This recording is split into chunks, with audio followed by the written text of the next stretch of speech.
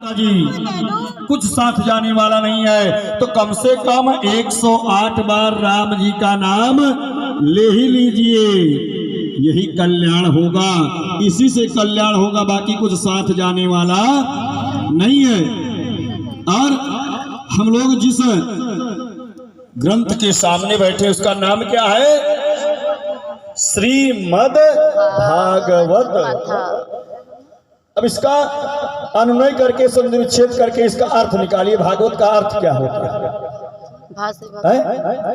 श्री मतलब लक्ष्मी, ध्यान दीजिएगा तो बात समझ में आएगी। श्री मतलब लक्ष्मी और मद मतलब अहंकार। ध्यान दीजिएगा, श्री मतलब लक्ष्मी, मद मतलब अहंकार। जिसके जीवन में लक्ष्मी का अहंकार समाप्त हो जाए, जिसके जीवन से धन का अहंकार समाप्त हो जाए, उसी को भागवत मिलेगी। बोलिए आनंद कंद भगवान की।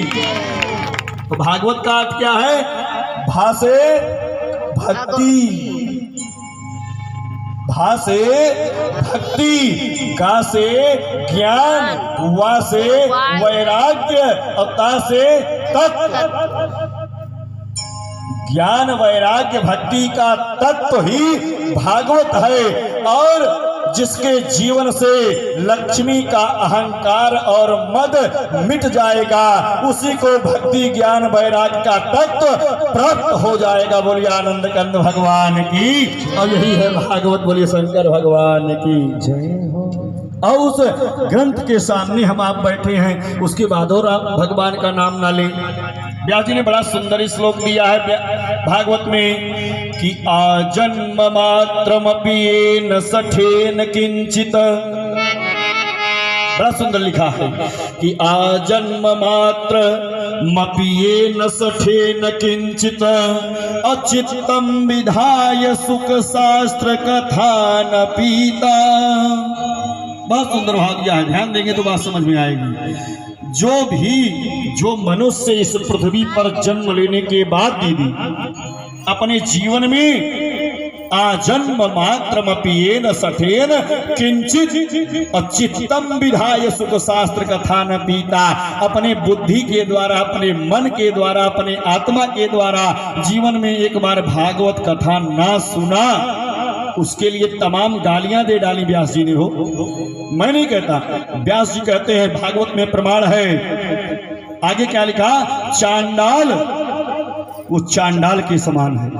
चांडाल वक्ष खर। खर मतलब क्या होता है? संस्कृत का शब्द है। खर मतलब गधा है, यही तो है। संस्कृत का शब्द है खर मतलब गधा, जानते हैं।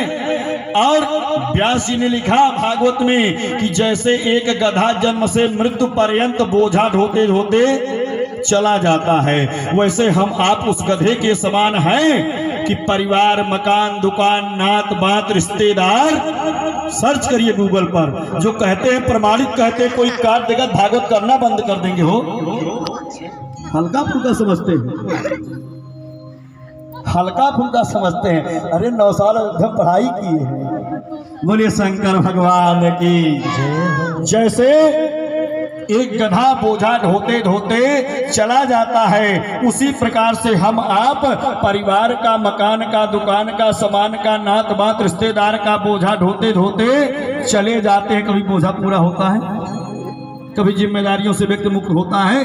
कभी नहीं होता है। तो खर भत तेन नीकम मिथ्यासु जन्म जननी जनि दुख भाजई है। मिथ्या ही 9 महीने अपनी माँ को प्रसव की पीड़ा दिया, उसको अपने माता के गर्भ में आना ही नहीं चाहिए था। बोलिए आनंद कंद भगवान की।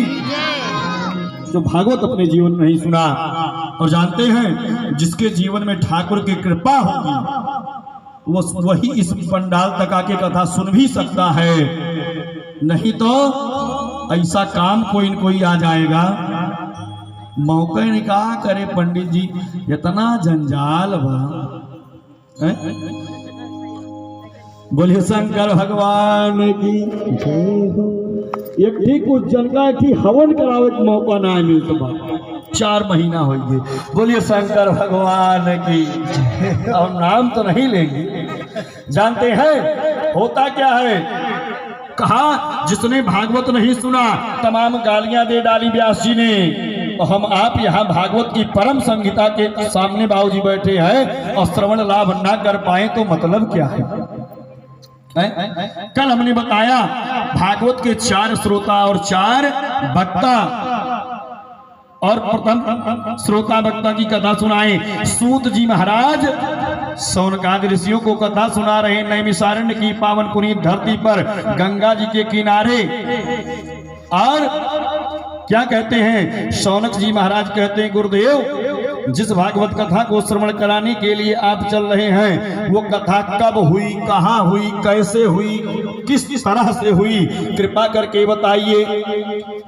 कहा बड़ी प्राचीन बात है।